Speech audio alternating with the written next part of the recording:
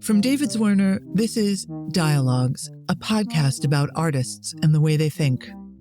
Hey everybody, it's Helen. In this episode, I'm doing something we've never done before on Dialogues, which is basically asking out loud a question I often think to myself when I meet people in the art world. Why do you do what you do?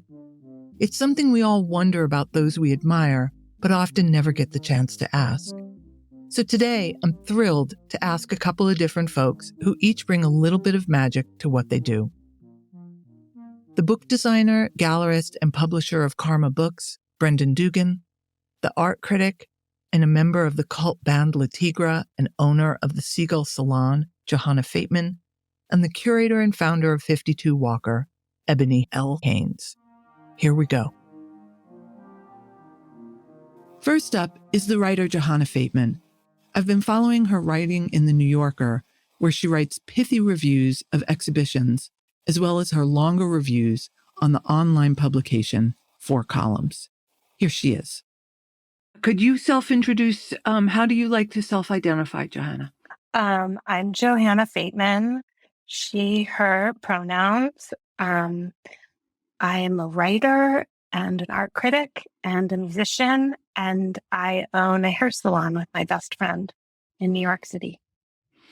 That is such an awesome list of things to do. And I want to thank you so much for being on the podcast today. When I first started in the art world, I was always curious about why were all these people here? Why did people do what they do? And I find I'm still really curious about that. And I wanted to ask a bunch of people out in this world why they do what they do. And I wanted to ask you because I realized at a certain point, I think during the pandemic, that you had become for me a certain kind of writer, which is that I would read who you were writing about, no matter who you were writing about, because I wanted to read you, which is different than reading about who you want to see, and the writer isn't that important. I don't know. I've been sort of following you, and I didn't really know where you fit into the landscape. And then I read about you, and I read that you owned a hair salon, and you also, were involved in music circles. And I thought, why is this cool downtown girl writing art criticism for the New Yorker? And so I thought I just wanted to ask you, basically, why do you do what you do? Yeah. Well, I mean, that's a really good question. I'm not sure I know the answer, but I, well, I think I am someone who hasn't, I've taken the opportunities that fall in my lap. I mean, I'm an art writer because someone asked me to write a book review for Book Forum, and I did a good job. And then an editor at Art Forum said, "Oh, I heard she went to art school. Does she want to write about art?" And then she emailed me, and I started writing art reviews. And it just was I think people kept asking me and giving me more and more opportunities. I mean, I know you were in Le Tigre because, I don't know how to describe, because I'm a girl who hates the patriarchy. So of course I knew you were in Le Tigre. You know what I mean? I don't know. Were you did you write the songs? Did everybody write the songs? Everybody wrote the songs. I mean, yeah, it really varies. There's, going into that band was with Kathleen Hanna and Sadie Benning at first, and then J.D. Sampson was in the band. And Kathleen definitely had the most experience. She was coming from Bikini Kill, which was, a well-known band who did, so certainly her songwriting is really prominent, but in the ways that Le Tigre was always kind of multimedia. And yeah, I guess that this is a long way of saying that it was really very collaborative always. And is there I mean, I'm sure there's a difference between writing a song and writing a little bit of criticism. But one of the things you're a New Yorker, because they don't read like a blurb, the things you write in the New Yorker. Like they have a kind of density to them. You're in, like, one of the things I like about your writing is there's a kind of there's an efficiency that's not unlike a 3-minute song. And I guess I wonder, like, is there a relationship between the songwriting and the art writing? Yeah, for sure. I mean, one thing that I've been thinking about recently because I've been reading, I actually don't read that much art criticism, but when I do, I'm always a little bit surprised about how many negative reviews there are. And one thing I think that helps my writing is that I remember how it is to be an artist, to have a record, to do performances, and to, have people take it really seriously or not take it seriously. So I do always think, and I don't mean this in a ass kissy way, because of course I write critical things about artists, but, you know, I want to be truthful to the material and not lazy about it. And if it's critical, I want it to be, respectful of Mm-hmm. the amount of effort that goes into really doing anything, putting it out in the world.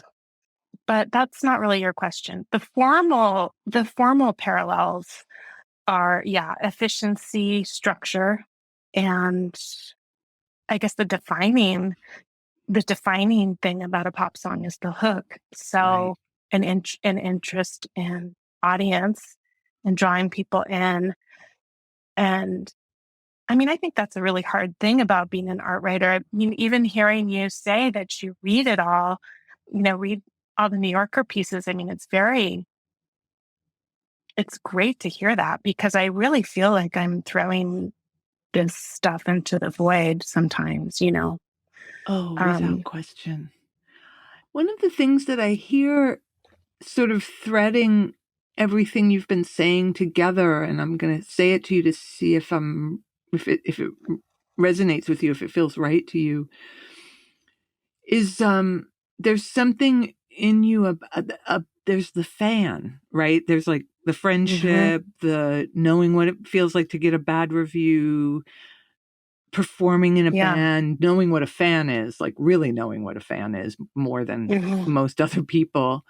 And maybe that's one of the things I am responding to in your work is I feel I wouldn't have known this without talking to you, but I feel like you write from the position of a fan. Like you write from a position not of this is what's wrong with this, but this is why I like this. That's that's deceptively hard to do. It's actually really hard to say why you like a thing. And I'm curious if that resonates with you. That does really resonate for me. And I think that in sort of the 90s, that was kind of that was somewhat calculated as a pose in my writing, because I considered that to be sort of a feminist position to take, to say, oh, being like a fan, a groupie, being totally subjective, that's been sort of put down. But what if you play it up and can sort of instill what you're doing with that excitement? Because it's, the voice of the fan isn't particularly scholarly, or it hasn't been considered so, but it is very persuasive and very exacting. Fans get the details, they get the information, they have all these kind of micro fields of expertise. But when I say it was a pose, I mean that I thought it through.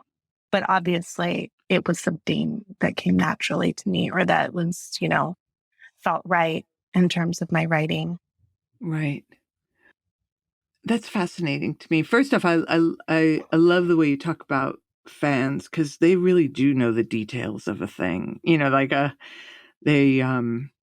they're in deep, and even though like they're sort of painted as being swept away, they're in fact incredibly exacting in their and in their Yeah. taste. And I'm also I love it's interesting to me when you kind of peg it to the 90s, because I feel really formed professionally by the 90s too. Like the 90s is when I'm Mhm. I'm not I'm not really a kid in the 90s. I'm this thing in between a kid and an adult in the 90s. And I too fandom and appreciation and a certain things I associated with the quote unquote feminine, hysteria, lack of control. These became valorized terms, through feminism. And it's funny to think about them now, like the way we smuggle in ideas from the 90s into the 2020s without necessarily even being aware of it or knowing about it. Well, it's so interesting because I mean, I don't, I'm almost surprising myself by telling you about this because I don't think about it anymore. Yeah. It's just completely integrated into, I mean, I write all the time. So it's just what I do. I'm not really having these kind of meta discussions with myself about it. But yeah, I think that this idea of investing yourself in something, even if it's not, I write about a lot of art that isn't of particular interest to me, you know? So I have to be like, okay, but what's really interesting about it? Right. And then get into it. And it's really a choice. It's like having fun at a party. I mean, that's a choice. You can choose to have a terrible time, Right. or you can just be like, fuck it. Let's have a good time. That's like some adult shit right there. Yeah. That goes beyond art writing. It does. Johanna, thank you so much for taking time out of your busy life to talk to us about why you do what you do. I really appreciate it. Well, you're so welcome, and thank you for inviting me. Next up is Brendan Dugan, the owner-operator of the New York and Los Angeles gallery Karma. Karma is unusual for a few reasons. The first is its New York location, way over in the East Village. The second is its program, which feels super personal and driven by one person's taste rather than the market per se. And then there are the books. Karma and Brendan make some of the most bespoke art books in the business. Here's Brendan. Hey, Brendan. Thank you so much for joining Helen. us. Happy to be here. I'm so glad. So I'm doing this thing where I'm calling people that I admire and that I think are doing cool work. And I'm asking them the question that I always want to ask everybody, which is, why do you do what you do? You run an art gallery and you publish books. And I'm just curious, why do you do these two things, man? Right. It's a good question. And I don't necessarily have an answer for it. I think people, have to have something to do with their time. And some people have maybe more of a thought out plan. They're in school, or they've made a little drawing what they wanted to grow up and be, or they went to college for something. For me, I didn't have those things. I just kind of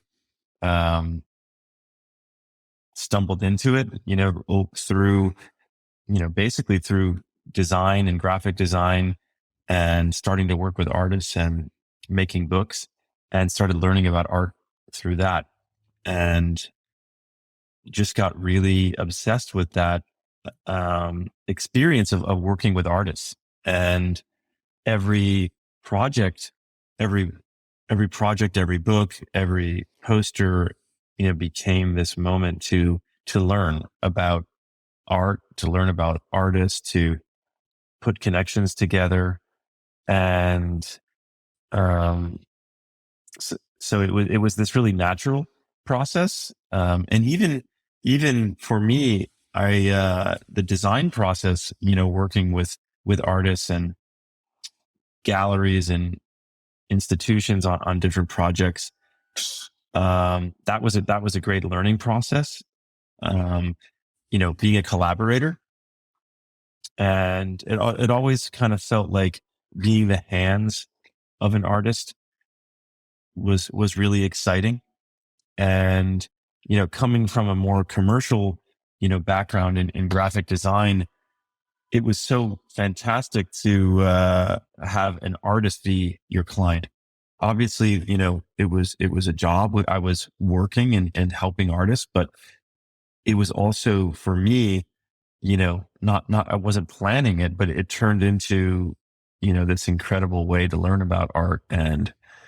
Um, and then I guess over time you start,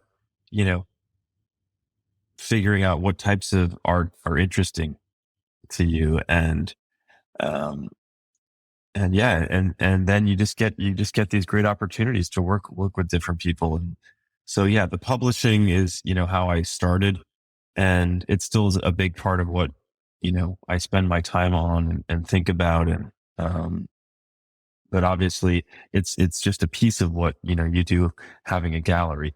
So there's a lot of other different things that, I get to spend my time on.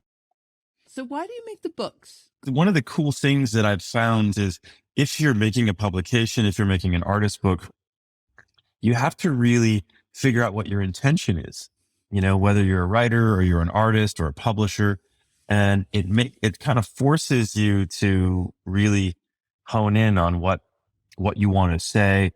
That intentionality is something that I also really liked about working on projects with artists, with, around books. And obviously, it kind of, I understood it to be part of an artist's practice in a way. It was part of their art, the way that you wanted your book cover to look like, or the way that you wanted a poster to look like, or, all those little decisions were part of, the way that you put your art out into the world in these subtle ways. So that was that. So that was just so exciting to get a chance to, be a small part of that. And then obviously when you start working with artists, and they're incredible people, that's also really fun to work with artists. Yeah, I got pretty hooked on the working with artists thing myself. I can't lie. Yeah. It always just felt so enlivening. I wonder if in that revelation around intention that accompanies, when you're having those first experiences with design, and do you have a sense of that intentionality around the gallery that you have now and the program that you're running, which is very different from other people's programs? And, you set up shop in a part of Manhattan that isn't filled with a lot of other galleries, and Right. a really strong publication arm with a modest to small scale gallery that most other modest to small scale galleries don't have. Right. So what does all that mean to you? Like, what's the intentionality behind those choices and what you're doing? Right. Yeah. I mean, I guess I don't really think about it, it's just kind of the way that, we do things, and it just kind of become a part of what we do. And so we don't even really think about it. When we do a show, we work on a book. It's always, there's always this element to it. And I guess, working with artists, early on with the gallery, we started, we weren't necessarily representing artists. So we were doing projects with different types of artists, and some were major artists and some were young artists, some were estates. It was a real mix of different things. And then we kind of started, focusing on being a more traditional gallery in the way that, you work with artists, you work with estates, and it's a more long-term, project. It's, early on doing some of these kind of singular projects where you do a show or a publication, and then that's it. You kind of did it, and you obviously still have a relationship and a friendship with the artist, but that was the kind of project. And that was really exciting. But I think I also started to realize, there's a lot of artists who, need that kind of, more long-term dialogue and commitment that galleries offer. And, because I didn't work at a gallery, I guess I didn't really understand, how the system worked, but I kind of started to understand how important the role of the gallery could be as that support system, and, really started enjoying that part of it as well. And, and again, we're in New York. There's some of the greatest galleries in the world here, and there's a lot of them. And so, a lot of the great artists that everybody knows about, they already have great galleries, so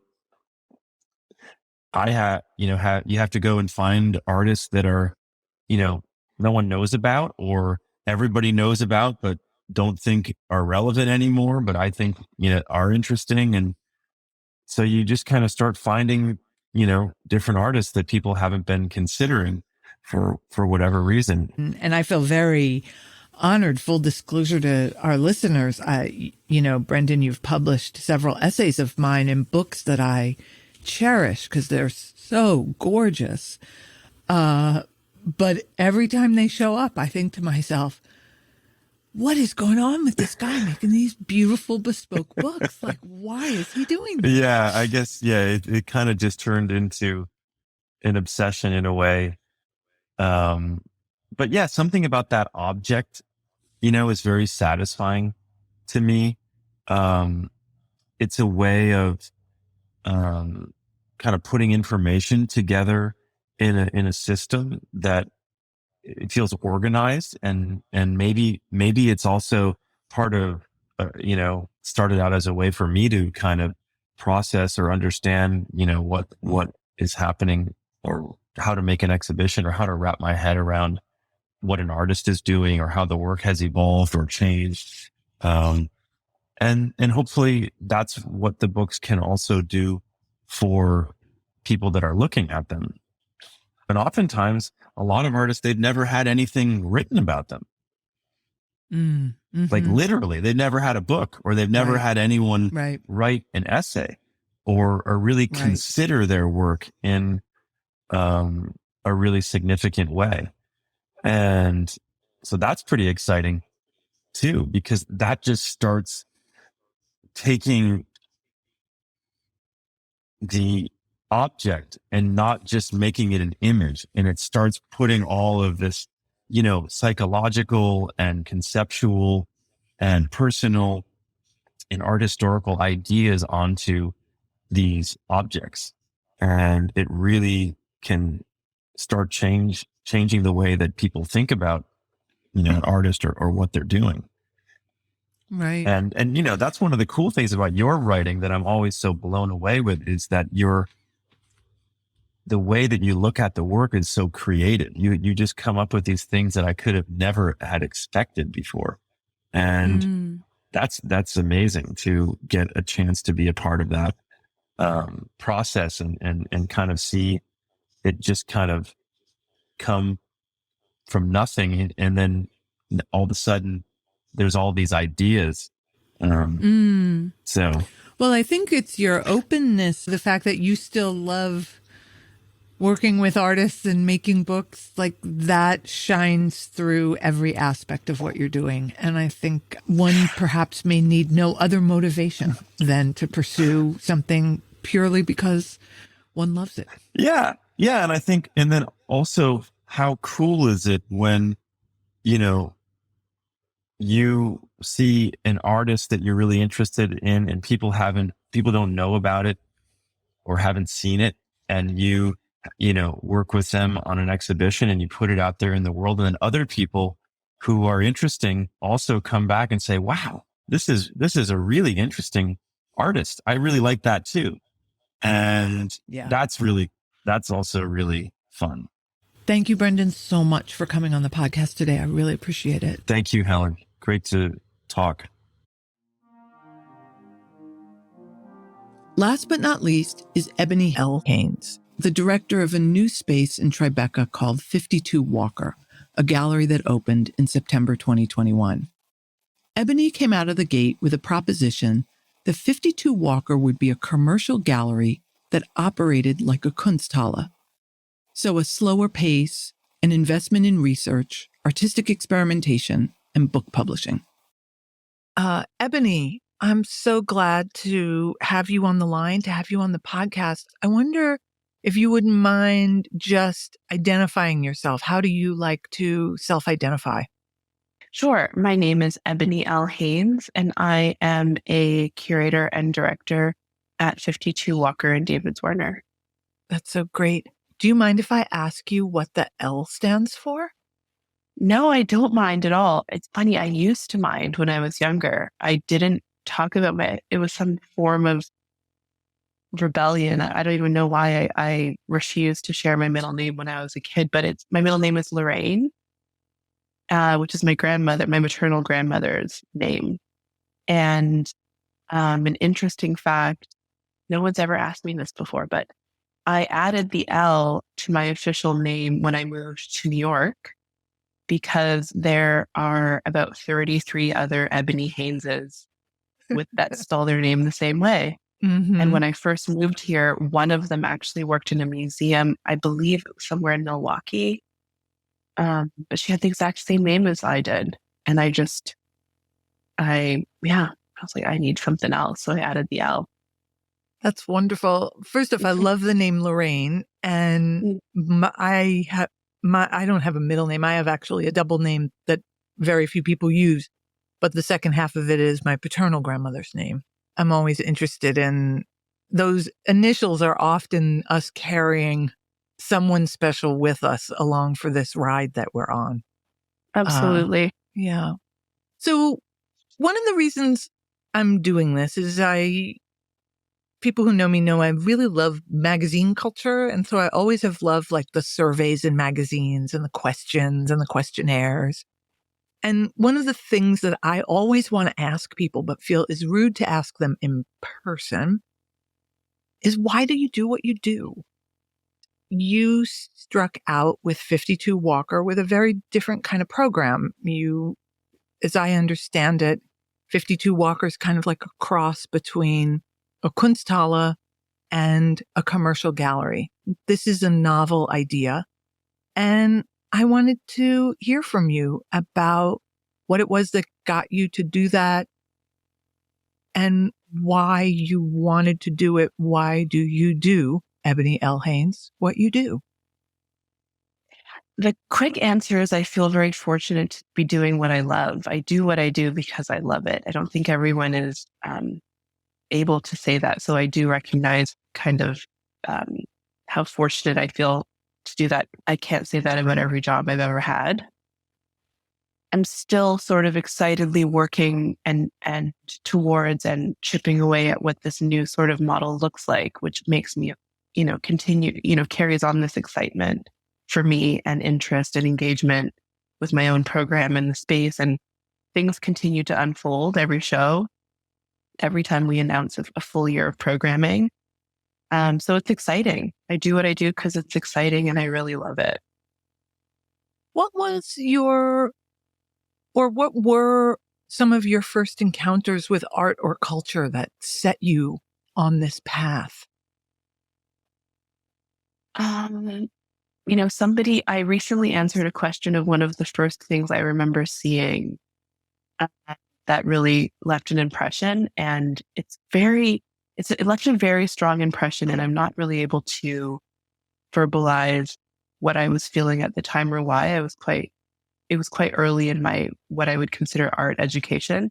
But I saw Shirin Nishat's 1993 Turbulent 2-channel film in Toronto. And it just knocked me off my feet.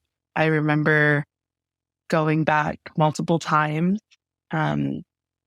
sitting in the space, being kind of blown away that this was considered art. And I was just starting to understand, or trying to understand what is art, what is in a museum versus a gallery. It was the beginning of my graduate studies. I hadn't studied art in undergrad, and it really captivated me. But prior to studying, I did a master's in curatorial practice and art criticism in Toronto at OCAD. And prior to that, I had not had very much experience with art, visual art. I had a lot of experience in music. I worked in music before sort of venturing into my grad program. So how'd you make the left turn from music into curatorial studies and criticism? I mean, that's kind of feels like a hard left to me. Yeah, it sounds like a hard left when someone else says it, actually. I was always interested in writing. I thought I was going to write about music, but freelance writing in any capacity, as you probably know more than many, is arduous and thankless. But I started becoming much more interested in writing about art. So when I ran out of money, I went back to Toronto and applied to this grad program that really welcomed my kind of interdisciplinary background of not a traditional art history route. And it turned out to be a really great program for me. Mm. Were there writers you were reading that fueled this interest or desire to write? Much of what I ended up studying was completely shaped by Hilton Els. Mm-hmm. This essay, to this day, I actually curated a show based on his essay GWTW, which was Gone with the Wind, Mm-hmm. from a Without Sanctuary exhibition. It kind of also knocked me off my feet, thinking that you could write about what you were looking at in that way. And then I just obsessively read everything he ever put out about anything: theater, music, pop culture. I was reading a lot of Hal Foster. Sorry, I just chuckle while I say that. It sounds like a funny reflection now. Rosalind Krauss was pretty into Greenberg. I laughed when you said Hal Foster because he was my dissertation advisor. So Okay. Yeah. So, many, like in several lifetimes ago, I too read a lot of Hal Foster.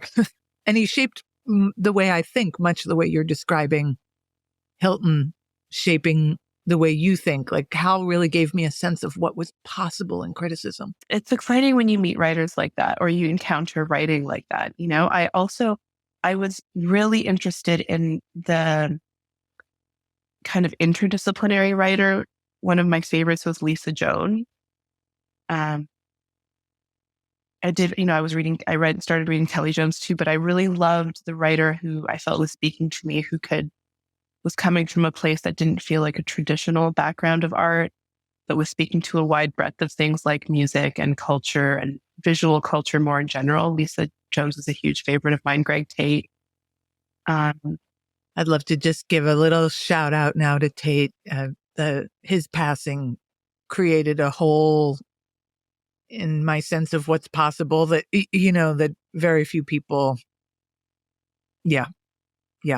Greg Tate was enormously important to me too. Very, very huge, wildly important. And I also really appreciated, you mentioned magazines.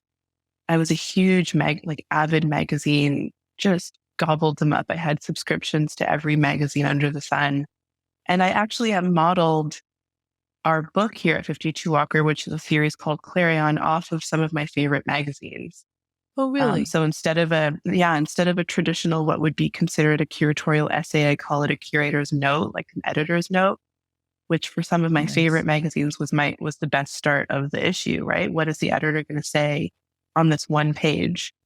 So I was looking at writing from all over, but in terms of art writing and criticism, that's who I was looking at early.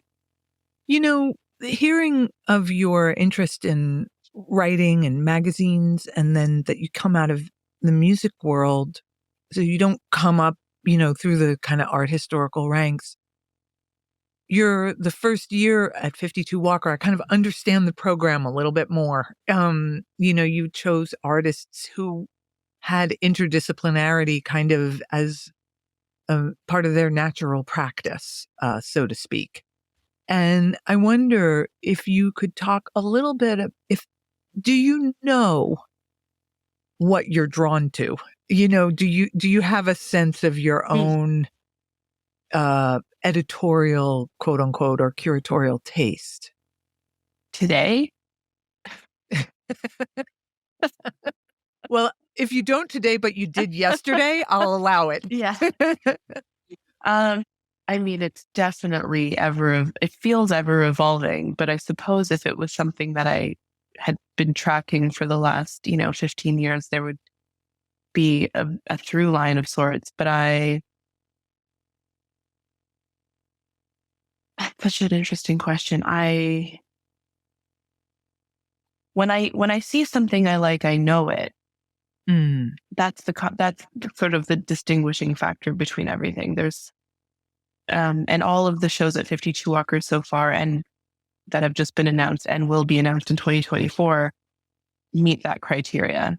They're artists and works that I've encountered either through studio visits or working with the artist before in a different scale or capacity.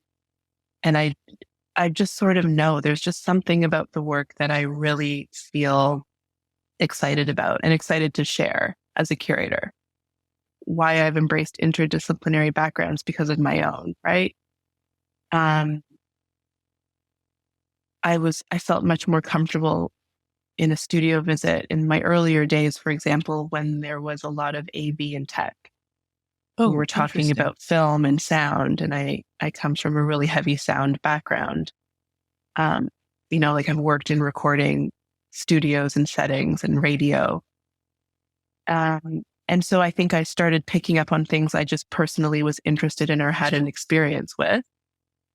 And then just evolved a bit from there over the years. That's really fascinating to me, because there's part of me that wonders if the thing that you're translating between the two mediums is like the guy at the mixing board. Yeah, I think I'm really interested in similar to, the mixer. I'm not interested in being the name on the album or the name on the door. I don't think I'm going to make what artists have done better, but I do think I'm excited to be given the opportunity to help the presentation of what we both see together in the work and what, it's a reciprocity of me saying, I see it like this, and this is how you've talked about the work, and maybe we try this, or we build this wall, or we use this, and what do you, I really enjoyed that sort of at the boards, I'm using air quotes here, sitting at the board feel. So I think there's something in that kind of a personality that is excited to be in the background, is excited to be backstage, and witness the crowd reaction. What I'm curious about, though, with you is I've never heard someone in the commercial gallery space talk about the public, right? Like they talk about the artist and they talk about their clients. The public is the kind of, not a missing term, but it's not as privileged. The people who talk about the public are museum folk. And I'm curious why you didn't go the museum route, since you do have these curatorial impulses, the impulse to write, you started 52 Walker, it has 4 shows a year, not 10 shows a year. So what about this commercial space interested you? I did not want to lose the commercial sale of the work. It's actually quite important to me personally as a curator and this sort of behind the scenes supporter. I appreciate that museums, I wouldn't be opposed to working in a museum, but there's something about selling the work that since I've started in commercial galleries has always been such a rewarding process. When you love and care about an artist and that work that you've spent some time putting a show together for, it feels so wonderful to place it with people who also care about the work. Private collection, selling to museums, being able to tell the artist that you've sold their work and just speaking very frankly, here is some money to continue doing what you're doing. It's really important. It's a really important part of the art world that there's no need to gloss over it. Artists need money. Spaces need money to operate. I'm really happy when great people get the work, and I like to be a part of that. Mm. So I get to do both. That's the blend. I get to do the commercial gallery and the Kunsthalle. Right. Well, I hope everybody loves what's coming up in at least the next 2 years, because I'm very excited. That's great. Well, so far it's been really wonderful. I think I've seen 3 shows, and they've each been very different and really compelling. And so I offer you my congratulations and also my gratitude. Thank you so much, Helen. I really appreciate it.